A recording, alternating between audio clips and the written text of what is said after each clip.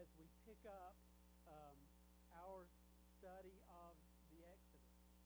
If you remember, if you were here last week and you recall, we left off with Moses basically saying, I don't want to go do this, and arguing with God, offering an excuse to God about how he could not go into Egypt.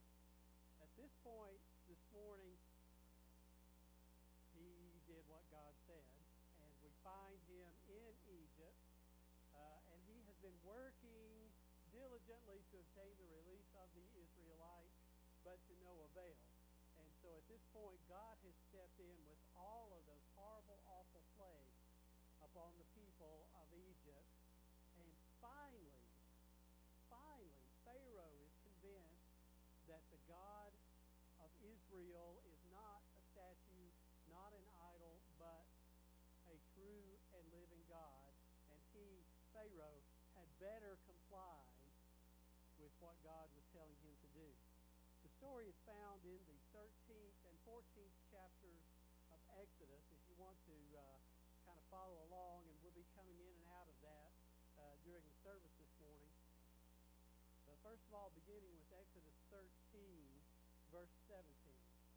When Pharaoh let the people go, God did not leave them on the road through the Philistine country, though that was shorter. For God said, if they face war, they might change their minds and return to Egypt.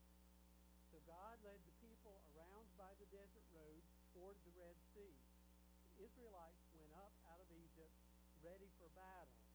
Just a couple of notes concerning this whole beginning of as the nation of Israel started to leave.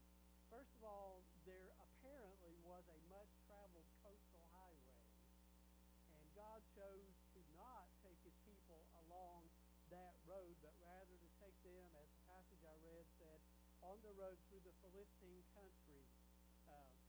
Let me say, if you have a map in your Bible, or you've looked at a map that says this is the route the Israelites took, just understand that's a guess, probably an educated guess, but we don't know for sure.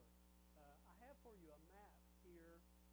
This is a modern day map, but just so we can kind of get in our minds something of the route that was taken, it is thought that they started from somewhere in the neighborhood of what is today Cairo, and began to move in a southeastern direction toward that western prong of the Red Sea. And notice how the Red Sea forks, and that's going to be important in just a little while. So keep that picture in mind.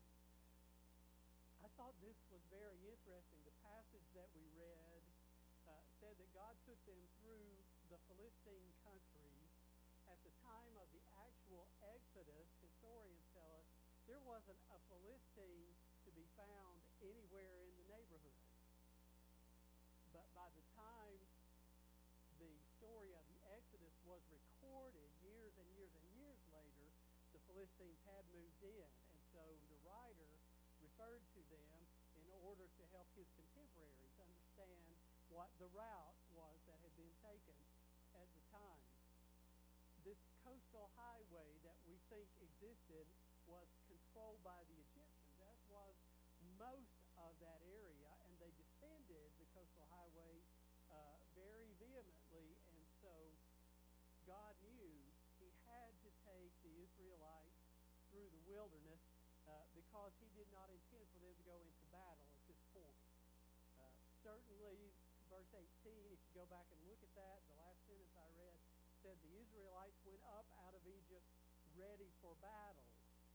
But historically, we have to understand that this was an oppressed people group. They had been forced to live on the bare necessities of life for decades, and so certainly the best they could have done as far as being armed for battle would have been a few spears, a few bows, and maybe some homemade slings. They were not ready to face the Egyptians, and God knew that, and in his wisdom, he took them through the wilderness, a place that was unpopulated and very lightly defended, if at all. Now move into chapter 14, And take a look at verse 5. Just one phrase in verse 5. It says, when the king of Egypt was told the people had fled. That's a little bit misleading because of the plagues that I mentioned earlier, because life was so terrible for the Egyptians in that moment. Actually, we're told, if you read the whole story, Pharaoh ordered the Israelites to go. Get out. We don't want you here anymore. But now, at this point, reality was setting in as he received the reports that the people were actually on the move. Reality for Pharaoh was this. His free labor was headed toward the border. So he was beginning to regret what he had done more on an economic basis than anything else. How was he going to get all of this work done now? So he called together his people, an army of sorts, brought together all the chariots he could find, which was the best mode of transportation available, and he set out to round up these renegades that were heading toward the border. This is compared by historians more to a police force going to round up some escaped convicts. We've heard a lot about that lately. And this would be compared more to that kind of action rather than an attacking army. But if you put yourself in the place of the Israelites, you wouldn't know the difference. You're being pursued. You're being chased. Being chased feels like being chased. They didn't even stop to think, that Pharaoh just wanted them to come back and work. They assumed he was out to kill them. So they did what anybody would have done. I would have done the same thing. They panicked. And in the process of the panic, their faith began to collapse. They began to cry out to God. And then what do? What any red-blooded, good human being would do. They looked for somewhere to place blame. And where did the blame land? On Moses. I want you to notice something about Moses at this point. This man that was so reluctant to carry out this mission, filled with all kinds of fear about going back into Egypt and all kinds of trepidation about leading this body of people, suddenly has found himself doing what? Leading the people. Here Moses is, in a very strong manner, doing exactly what God created him to do and exactly what God knew he was capable of doing. And so we have these panicking, crying people, and look in verse 13 of chapter 14 and see what he did as he stepped forward. Moses answered the people, "Do not be afraid. Stand firm, and you will see the deliverance the Lord will bring you today. The Egyptians you see today, you will never see again." You guys can get ready to sing the next song. Here comes the next verse that, as far as I'm concerned, we ought to all commit to memory. When we find ourselves in a pickle, as it were, very much as the Israelites found themselves, look at what Moses said to them. The Lord will fight for you. You need only to be still. If I could only learn to be still before God when trouble comes my way, if we could all only learn that, we would realize just what a quality of life we would have being still before God.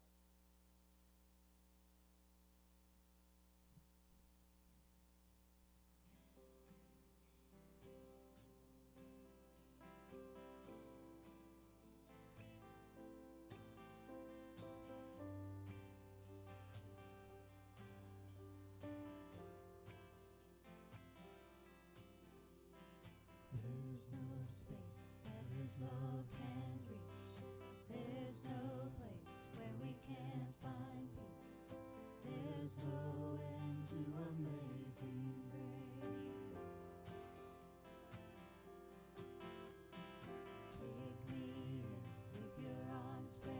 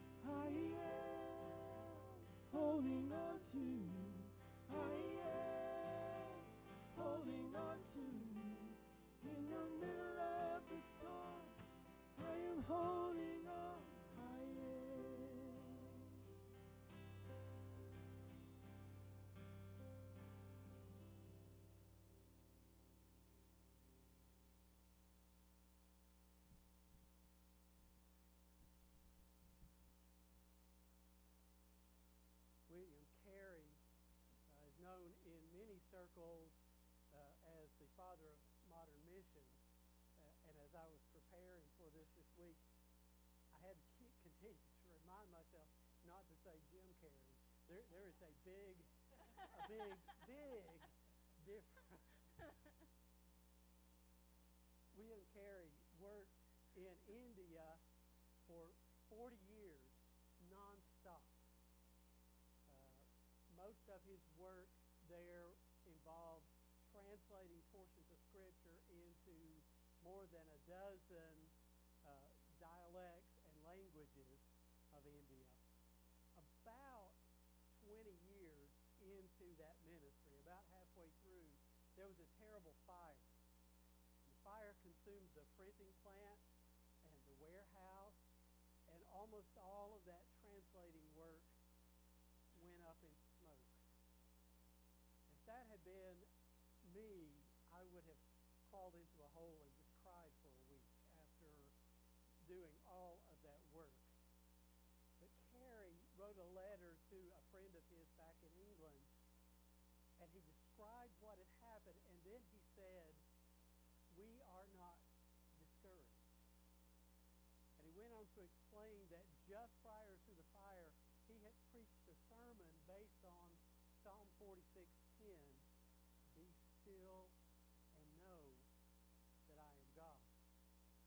And he said, as a result of that sermon, we learned that whatever happens, there are two things into play. First of all, that God is sovereign over everything that happens in our lives and everything that happens in this world. And second of all, it is our job simply to follow his leadership. See, when we follow God and allow him to be the leader of who we are, he works in those external circumstances, sometimes that are so horrific. In the case of the people of Israel, Pharaoh is pursuing them, thinking that all he is going to do is round up a ragtag bunch of ex-slaves. What a short memory this guy had, because he had already forgotten about the plagues and how terrible they were, and now he sets out again to tangle with the only one true living God. Amazing to me. On the other side of things, if you look in verse 15 of chapter 14, God says to Moses, "Tell the Israelites to move on. Tell my people to move forward." The only problem, forward, was directly into the Red Sea. What a predicament they found themselves in. The Egyptians behind them and nothing but water in front of them. And of course, they began to cry and to complain again. Some of them even going as far as wishing they were back in slavery. Now, I don't know how you choose between a life of slavery or death by drowning. I don't know which is really better. Some of them surely had to be wondering what kind of Father God, who says he loves his children, would send them to their deaths. They just didn't realize. Father God is also Almighty God. Father God is also the one who created that sea before them and the one who controlled that sea right in front of them. If only we could grasp, when we find ourselves in such a predicament, the power and the might of the God that we love and serve. His greatness is beyond compare. We're going to worship him for that power and might at this moment. And would you stand as we sing, "Great Are You, Lord"?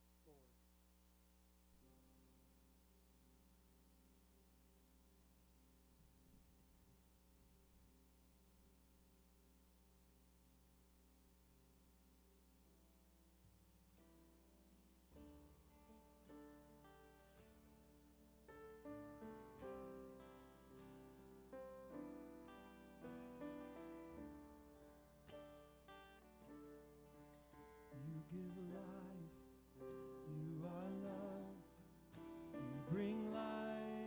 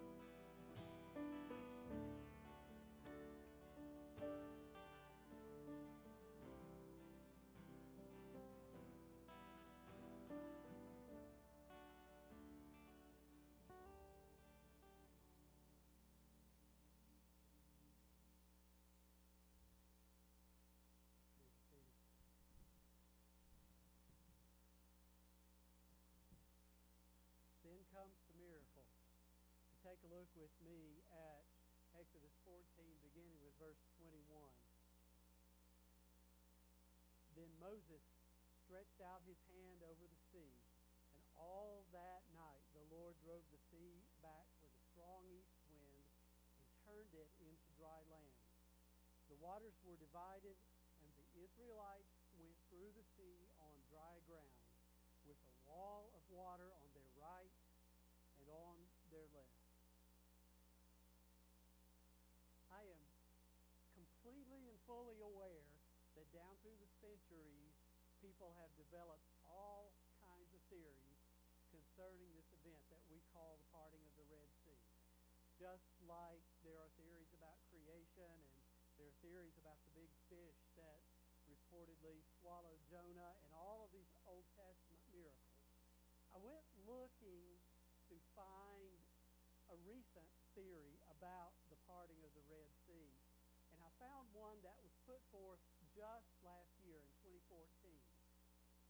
It has to do, first of all, with the understanding that the people of Israel crossed in that western fork. You remember how the Red Sea forks and goes in two different ways, but the northern part of that western fork is more shallow. So that's part of the explanation. And then there is an actual meteorological occurrence, say that 3 times fast, that is called wind set down. Now, I'm not a scientist, but I will try to give a little explanation. Wind set down has to do with wind blowing extremely strong and aggressively, close to hurricane force, in one direction, and suddenly going in exactly the opposite direction. And at that point, it creates kind of a sloshing effect, so that the water is moving back and forth and ultimately exposes the land beneath. That's the most recent theory having to do with the parting of the Red Sea. You know, as far as I'm concerned, we ought to research, and we ought to theorize, and we ought to explore and think through this. God gave us minds. But I think at some point we ought to also realize we're human beings, and we just fully don't know exactly what happened. As far as I'm concerned, the God that I know and love and worship and serve can blow back the water if he wants to, because he created it and he controls it. And that's kind of where I am on it. And he might have used wind set down, but he might not have. For me, the point of this story is not so much the miracle of the parting of the Red Sea as it is that God delivered his people. God brought his people up out of slavery, out of oppression, out of misery. He brought them away from those who would capture them and take them right back into that life. God kept his promise. You remember back the night of the burning bush, and Moses said to God, "What if they ask me who sent me?" You remember God's answer? It was, "I am who I am. I am the creator. I am the sustainer. I am the almighty. I am the dependable one. I am the faithful one. I am the trustworthy one. And if I make you a promise, you can be sure that I am going to keep it." And at this point, God kept his promise to the people of Israel, and they followed their one true leader up out of slavery and toward a better life. If we could only learn to take those steps, how much better our lives would be as well.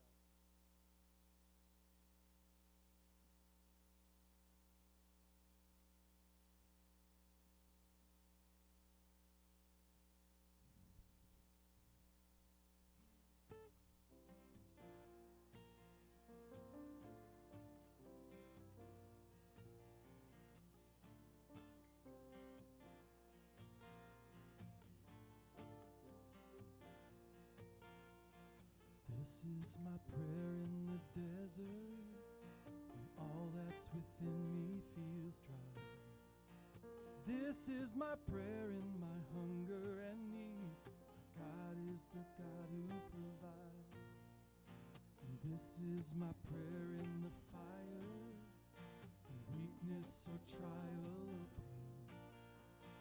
There is a faith proved of more worth than gold, so refine me, Lord, through the flame. I will bring praise, I will bring praise. No weapon formed against me shall remain.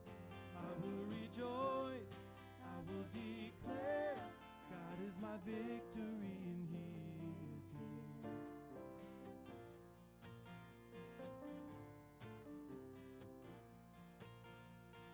This is my prayer in the battle, and triumph is still on its way. I am a conqueror, co-heir with Christ, so firm on His promise I stand. And I will bring praise, I will bring praise. No weapon formed against me shall remain. I will rejoice, I will declare, God is my victory and He is here.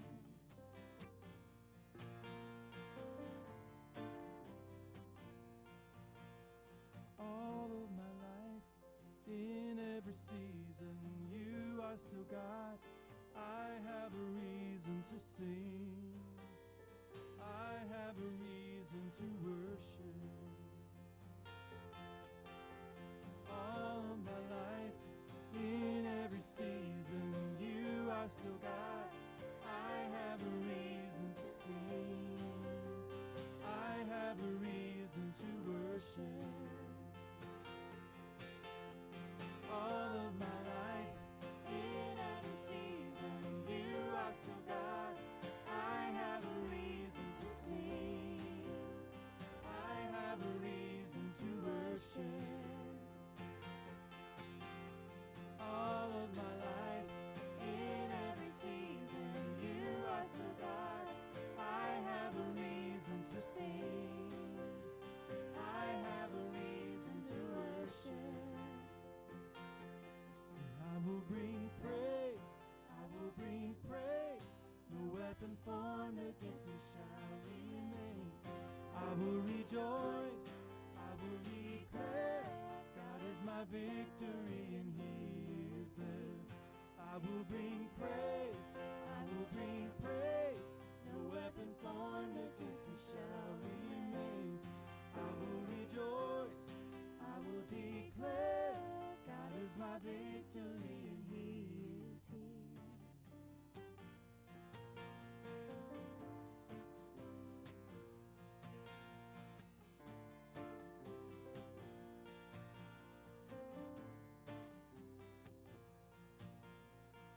This is my prayer in the harvest, where favor and providence flow. I know I'm filled to be emptied again. The seed I've received I will sow.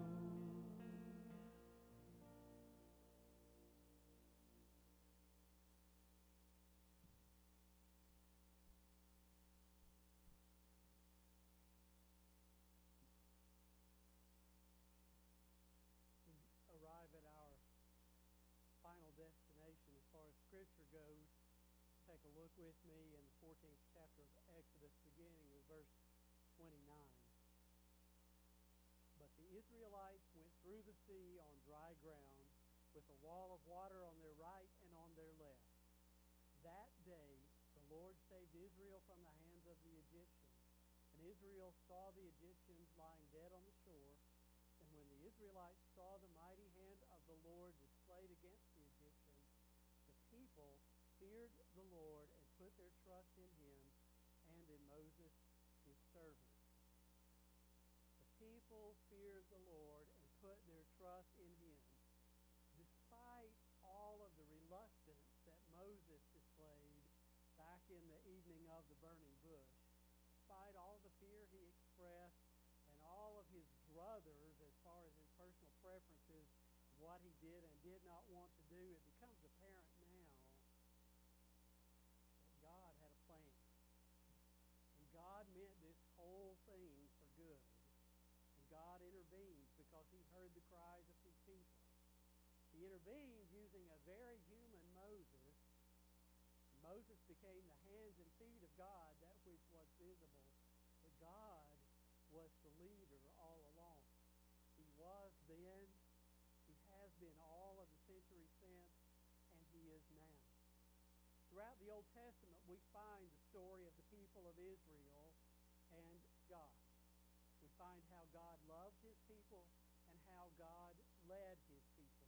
And all along, every step, God's leadership was key. Sometimes the people of Israel, as you know, followed. Sometimes they thought they knew better and went their own way, and the end result was disastrous. But all of this story setting us up to bring us to the point of the New Testament where Jesus Christ looks at us down through the years and says to us, you also are my children. And you, as my church, are my people. You are the new Israel. And so the story of ancient Israel becomes our story as well. God loves us just as he loved them, and God leads us just as he led them. God's leadership is key still today. Whether it's in our personal lives, whether it's in our families, our churches, our denominations, all around the world, God's leadership is key. And I believe with all my heart that God's leadership is key right here at Ekklesia. You might not have thought about it, maybe you didn't realize it, but pretty soon we're going to be heading into our 5th year as a church.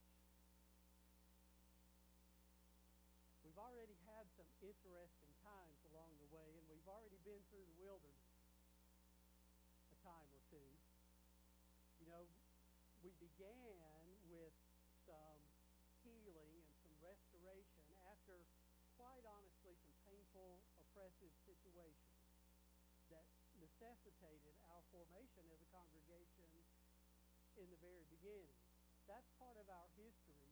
We must embrace it and recognize that. We've also had a time of transition from one teaching pastor to another, but then along the way we have begun to step out. And we've experienced our first mission trip at this point. We've sent a number of individuals out on mission work. And we've been out in our community working very hard to live what we say we want to live. We want to be people who love well.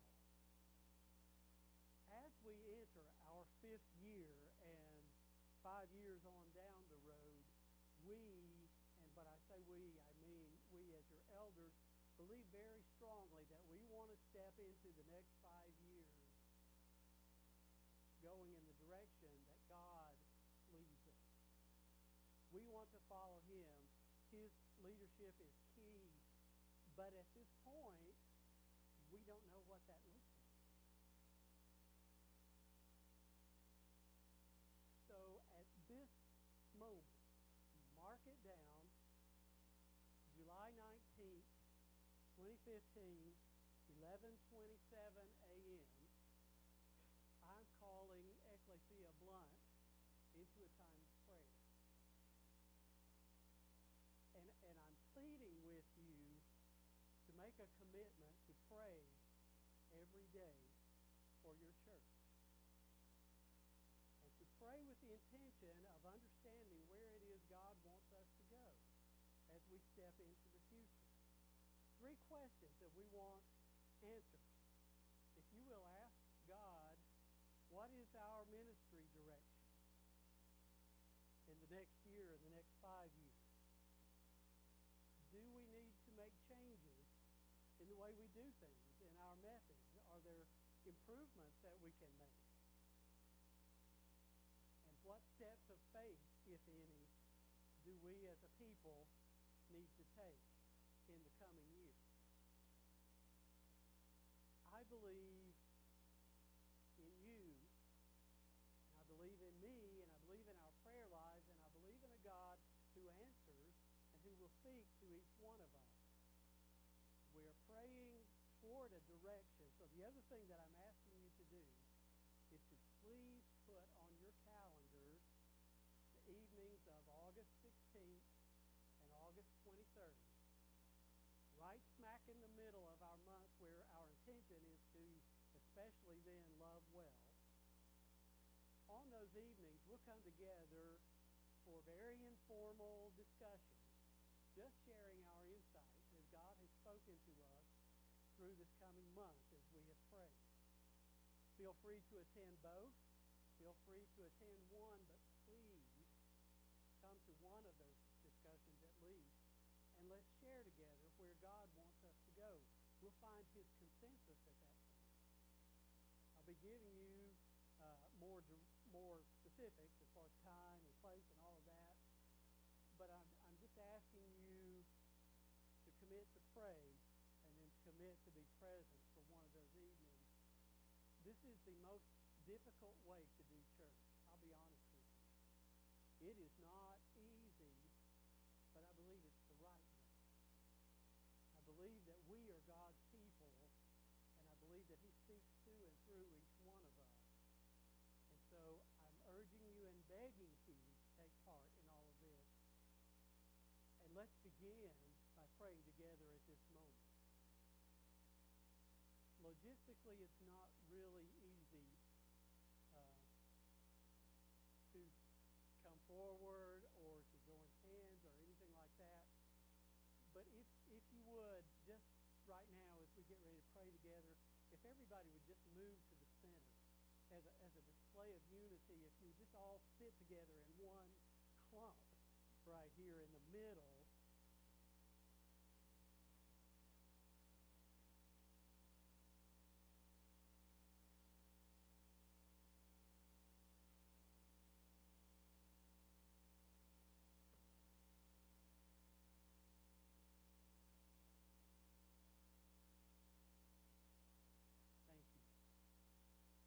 Give you time to just pray silently, remembering the three questions to which we are desiring answers, and also to give you time just to take anything else before God that you have on your heart and on your mind.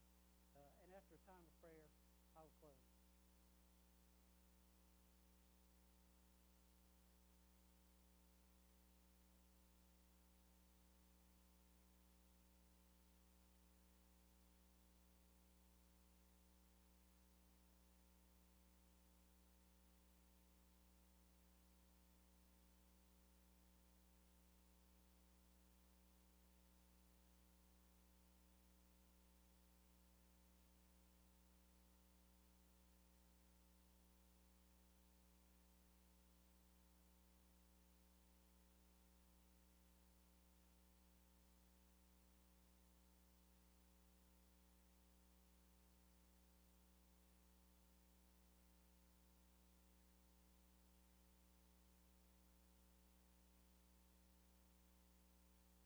Lord God, in this beautiful display of unity as we come together as one in this auditorium, may we pray together as one throughout the coming month. Holy Spirit, if you would move upon us and if you would lead us in the direction that you would have us go in the year ahead, we ask that you would give us clear understanding of what direction you have for Ekklesia. If there are methods that we need to improve or make changes, would you help us to know that? If there are steps of faith that we need to take, would you make those clear to us? Father, I thank you for these people, and I thank you for their commitments to you, and I thank you for the way that they pray, and may we all pray even more urgently in the days ahead, and may your Spirit move upon us to continue to bind us together and make us one. On the evenings in August that we have set aside, the 16th and 23rd, may you, Holy Spirit, move upon us to give us full understanding, to give us clear consensus. We might know exactly where you would have us go. Father, we need you. We need you desperately. And we are grateful that just as you led the people of Israel up out of slavery, just as you kept your promises, we know all of this to be true in our lives and in our life as a church. So we cling to you, we cry out to you, and we thank you for the answers that you will be giving us. All of this we pray in strong and mighty and powerful name of our Lord Jesus Christ. Amen. Sing a closing prayer song. Would you stand, please?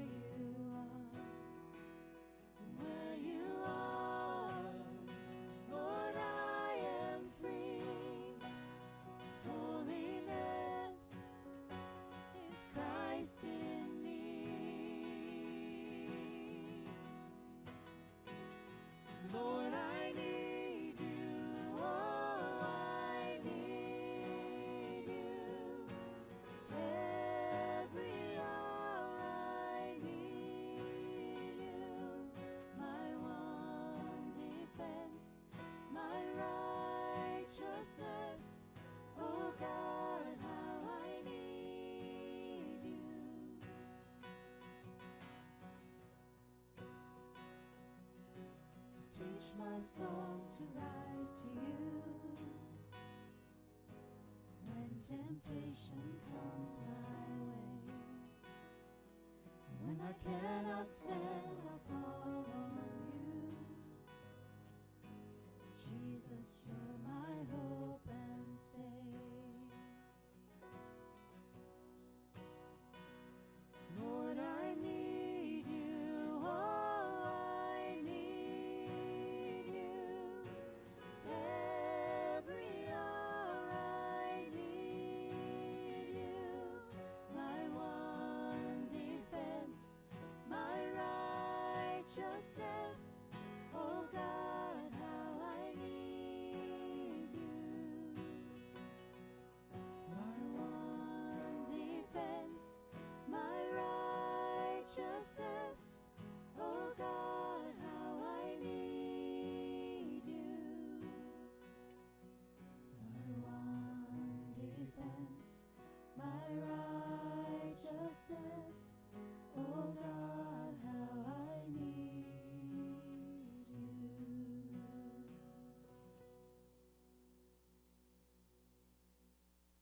God, as we go from this place today, would you encourage our hearts?